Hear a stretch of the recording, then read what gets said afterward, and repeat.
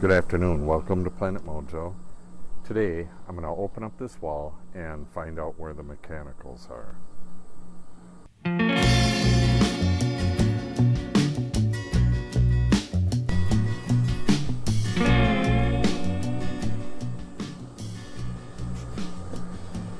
I've never done this before. I've never peeled back the foam on this. We built this in 2011. And this is the first time we've ever done any addition work on it. So, and I can't find any information on it on the web. This is a fairly new, the rain screen building method is fairly new, so there's not a lot of videos on it. So maybe this video will be the first. So what I need to do is peel back the foam. This is a stud right in here, and there's a stud out there, right where the furring strips were. So I'm going to start right in the middle of that, and first I'm going to mark where the truss is going to go. All I really need to do is measure in 1 1/8 inches and then measure up the length of the truss there, and then do that on the other side, and I should be able to just snap a line where the truss is. But that electrical is up above it, so it really doesn't matter where the truss is. I think I'll just first figure out what the best way to peel that off is, and I believe it's going to be the oscillating tool. So I'll plunge into it with the oscillating tool and try to get a chunk off. Whatever I take off, I have to replace for the most part. I have to cut through the OSB there, so I have to replace the OSB and replace the foam for the most part. That's going to be within the structure, at least the vent will. That electrical, I'm going to have to cut that pretty far back, and then I have to get a pipe coming down, and then I'll just cover that up. I was figuring that this would fall within the roof when I put that in, but I didn't have anything designed for out here, so obviously not.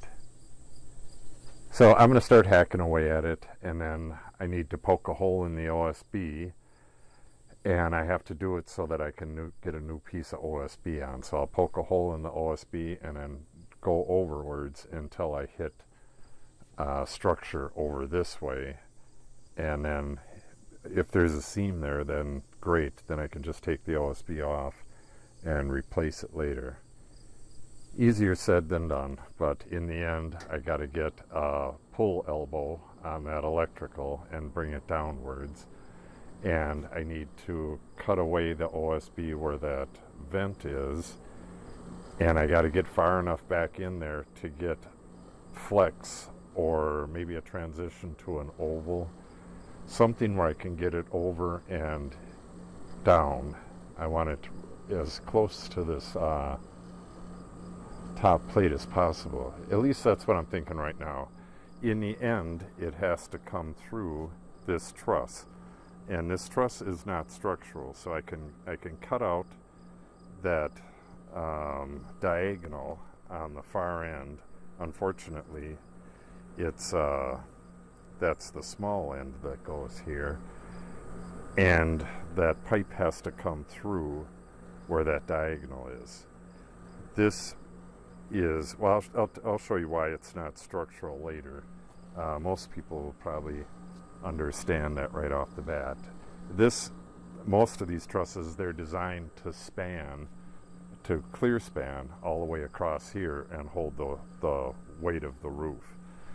This one is going to be sitting on the top plate the entire way, and the top cord is going to be screwed right into the structure at all of these 2x4 locations. So the only part that's actually bearing weight is the top cord, and that's going to be catching the studs on the wall in there. So I can cut out, actually I don't need any of it. I could just put a 2x4 going across and rest the roof on that and it would be fine. So anyways, I'm going to get the oscillating tool, start hacking away on this. I am not going to do a whole lot of filming. I gotta make this kind of quick. I'm gonna set the camera up and just record the whole thing, and then I will come back afterwards and describe what happened.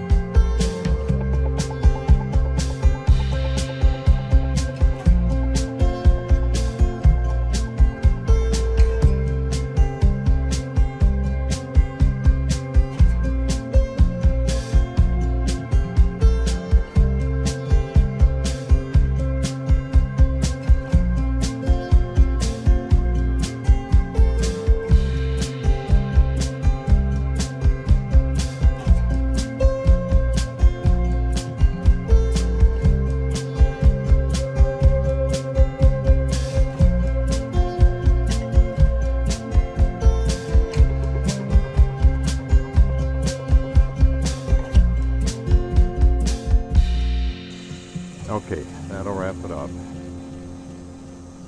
I kind of see what's all involved here.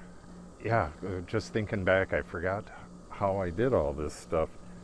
I had that tin tube that went through the wall. Perfect. I had a hole cutter for that, a big 6-inch hole cutter.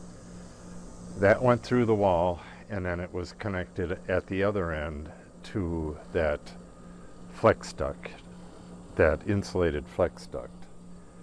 So now what I'm going to do is probably splice that flex duct to some more flex duct, run it through the opening. I'm going to take out that web. The web is the angled one. Take out that web on the small side, and then I'm going to run this over and around and out through the face of the parapet. So this conduit, the electrical conduit, I have to cut all the way back. I have to actually have it in my hand before I know what I'll have to do. But there's some boxing in there that is not structural, really. That's I forget what the heck that is, but the floor is actually up way above where that conduit is. So not being structural, I can cut that away and have my pull elbow recessed far enough back. I need to keep this plane constant. This is the drain plane up there. That will actually have to go into the roof part. I'll show all that later, but the way this rain screen stuff works, any water that gets behind the siding goes onto the drain plane, which is this, and it has to have a way all the way to the outside of the building. On this part, it goes down to the bottom, and then there's core vent in the bottom, and it goes through that core vent and out. The core vent keeps bugs and stuff from making their home behind your walls there. So any water that gets behind the siding up there has to drain down and then go into onto the rubber roof here and then drain out that way. There's no way I can have it hit something and drain all the way across and then go down over here. When you have doors and stuff, that's what it has to do. It has to go around and drip out on the side of the door, but it's way too big.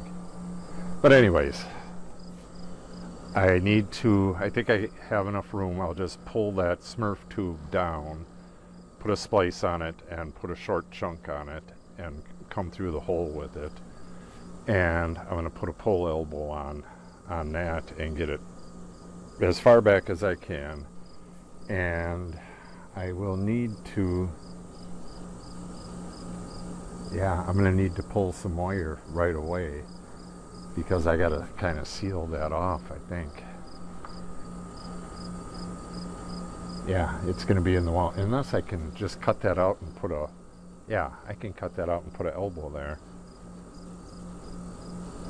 Elbow it down and possibly have it come in down here.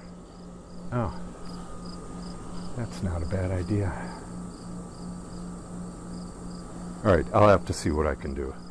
But that'll be it for today. If you want to see the progress on this stuff, make sure you subscribe and click on the update icon so you're notified when I post the new videos. A like and a share really helps the channel out, so if you could do that, I would be eternally grateful. And if you have any questions or comments, make sure you put them in the comments section below. Thanks for watching, and have a great day.